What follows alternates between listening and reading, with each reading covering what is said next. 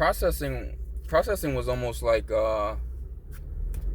jail and boot camp for the army. It was almost like it gave you like a jail feeling, I guess. Just the way everything was designed and orchestrated. Already having, lack of sleep and just getting used to the old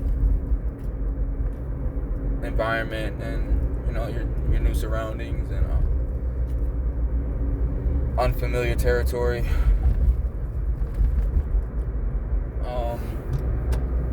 Once you made it through, like I said, all of that, the shark attack and processing, all the shots, all the vaccines, getting used to all the exercises and stretches, and you finally get to your company, and you get situated in your platoon. You get divided up into your platoon, and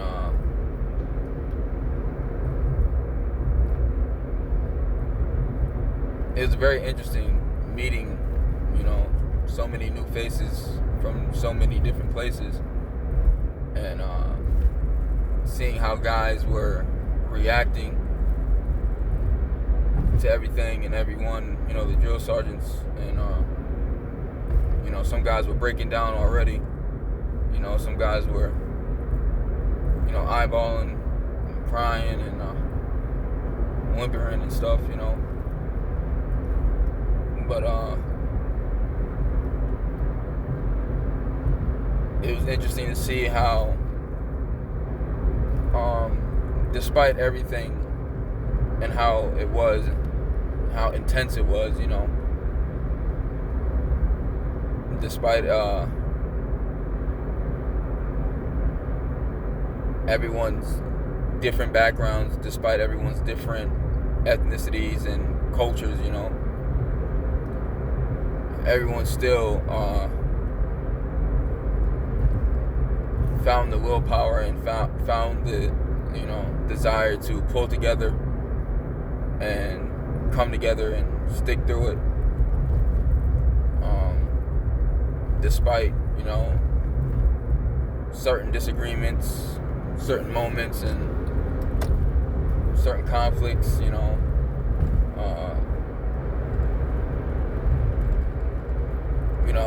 At the end of every day, everyone found a way to overcome and come back together and kind of reset and do it all over again the next day.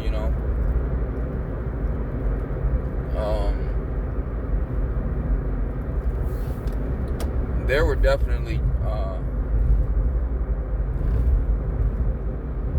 prejudiced drill sergeants who were, drilling. Without a doubt, it makes me kind of wonder, like, how bad it was back in the day. If it was this bad, now or in the 2000s,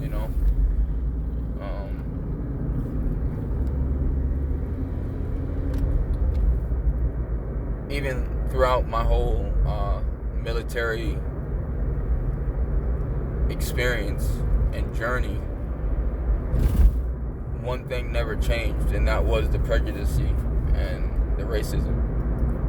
That's one thing that never changed. That's one thing that always kind of outweighed and overruled everything else.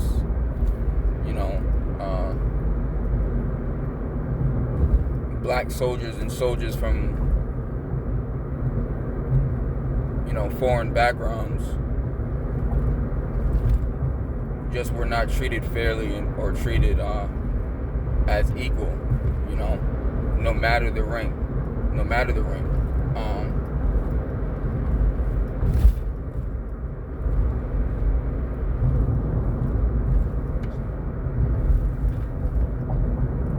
A black E6 and a white E6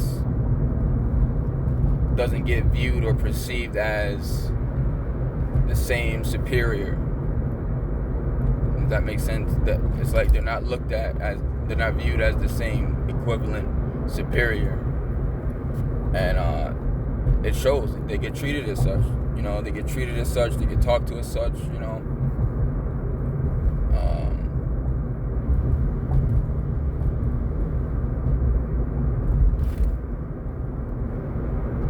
Even seeing guys go from like specialist to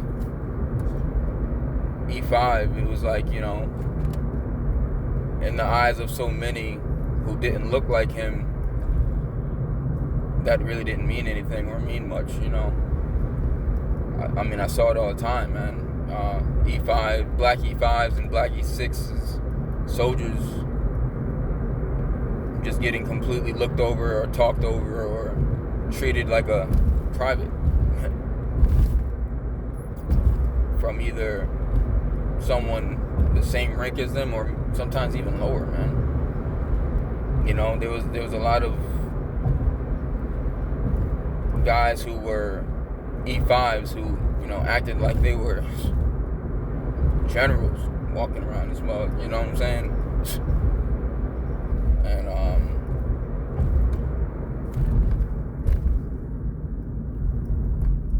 it showed, man. There were soldiers, there were people in the Army and boot camp and AIT, coming from all over the world and all over the country. And there's people from certain parts of this country that have never even been around a black person before. Never even seen a black person in person outside of television, outside of sports and movies, and you know what I'm saying? So it's like when they get around a black person for the first time from all different, places, it's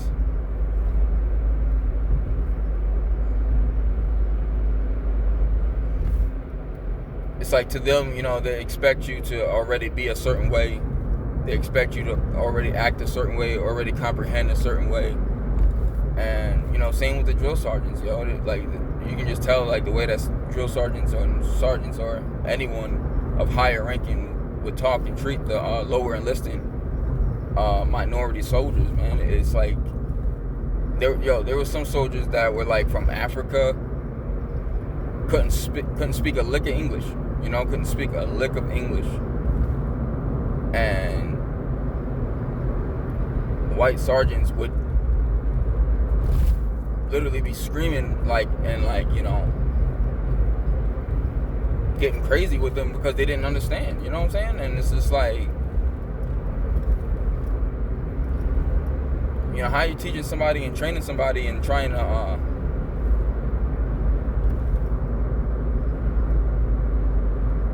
get them to watch your ass out there on that battlefield, and you don't even have the capacity or the logic to know and see that a soldier needs a different kind of help or a different kind of teaching or a different kind of way, man. Now if he was a white soldier from the UK or from Ireland or wherever, you know what I'm saying, or Europe somewhere, it's like he wouldn't have gotten treated that way. It's just as simple as that. Okay.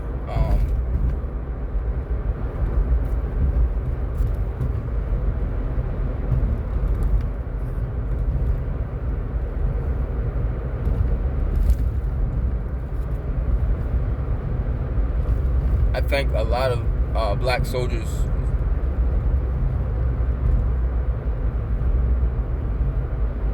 never speak up or say anything about anything because they don't feel supported. They don't feel, like they have the help. So I think this is why a lot of things go unsaid and unspoken and kind of just brushed under the rug and forgotten about because just simple lack of support and lack of help and lack of resources. I advise any soldier and all soldiers who are still serving and still in, every chance you get to talk to, one of the administration inside the military, take advantage of those times. I wish I would have, man. I really wish I would have, because I would have shed light on some things that need some light to be shed on, and I would have been able to speak out for others who either can't speak out or won't. Like I said, there's some soldiers in there that can't even speak English, man, and it's like, how is anyone going to know how they're feeling or how they're thinking or what's going on with them? It's like, how can you even depend or rely on someone in combat or on the battlefield or deployed or in any kind of situation in uniform if someone doesn't fully grasp what's going on and the concept and how to do something or what to do in what situation and what time, and and racism and prejudice mentalities get in the way of that within the military.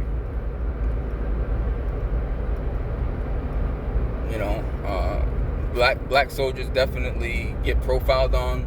It's almost like the same thing. It's like during drill weekends, it's like the same soldiers, the same people who more time than not were, black soldiers would be like profiled on. It's like we're being tasked out for the same things, the same all the time.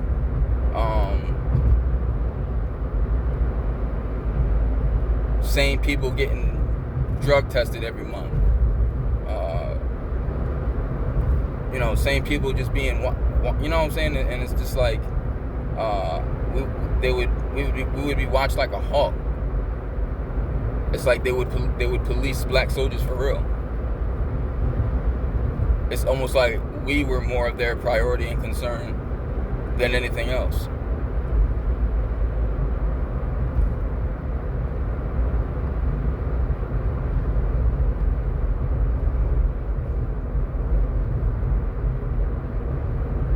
There's guys that's due for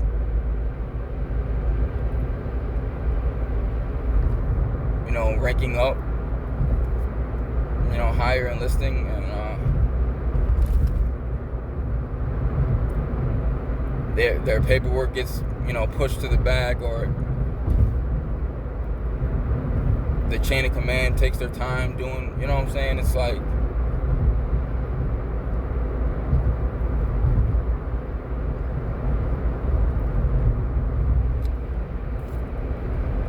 it was a lot of psychological pressure, having to constantly deal with the constant reminder and the constant, I guess,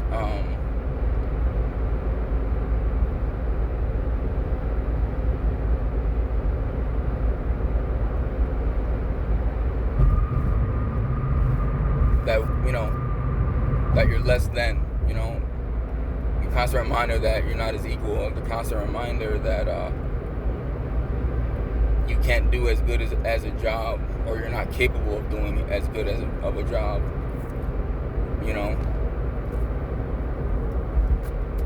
So it's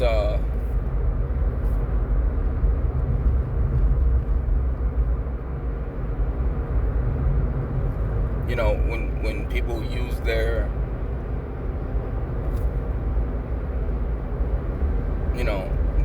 rank to power trip and to just hold some type of superior outlook on people, especially people of color. It's like that right there is going to cause division in itself. That right there is not going to get your soldiers to want to follow you or be led by you or even want to be around you. You know what I'm saying?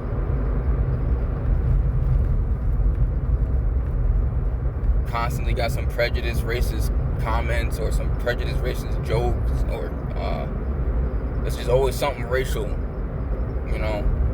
that has to come out of, someone's mouth.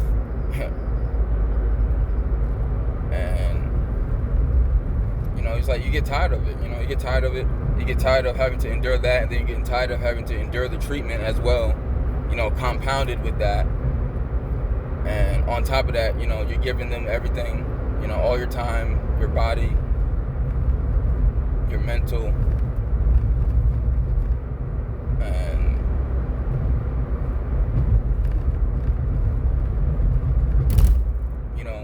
you're away from your family all the time. You're risking being away from them forever.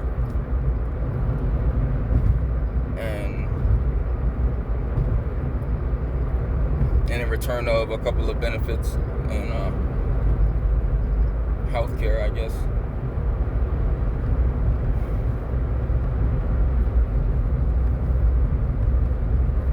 A lot of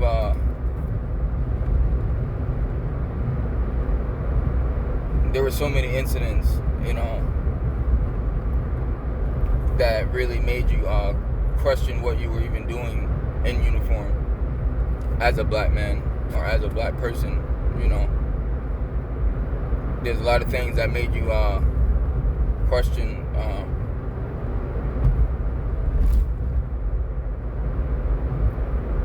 just what exactly did you really enlist for, outside of financial reasons.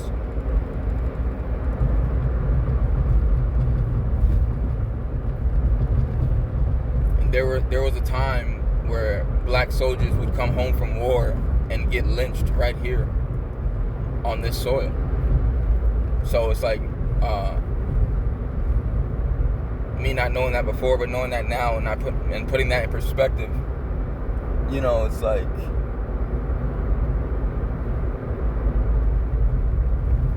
that's the same mentality that exists today, and that's thriving in the military today. Black female soldiers can get raped and killed, and nothing will be said. Nothing, and it'll be by their own soldiers. Same with the Mexicans. And it's like, why is that? Now, if it was a white female soldier, the whole country would shut down. The whole country would shut down.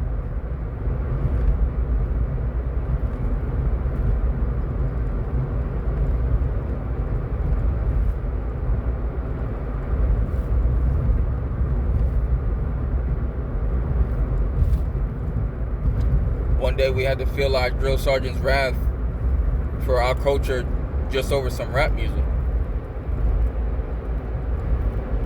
Went ballistic and threw a dumbbell on the radio in front of everybody, right there in the platoon, because he heard a Drake song. Now, to all the white soldiers, that was probably just like a crazy moment, like, oh man, he's crazy. But to all the black and brown soldiers in that platoon that day, we felt that. We felt that. We felt where that was coming from and why.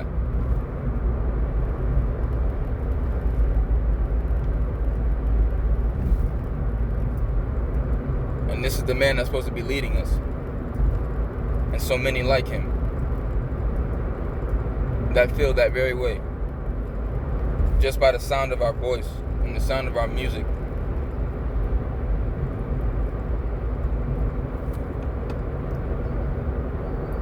How am I supposed to be in battle with someone like that? How am I supposed to be in combat and at war with someone like that watching my back?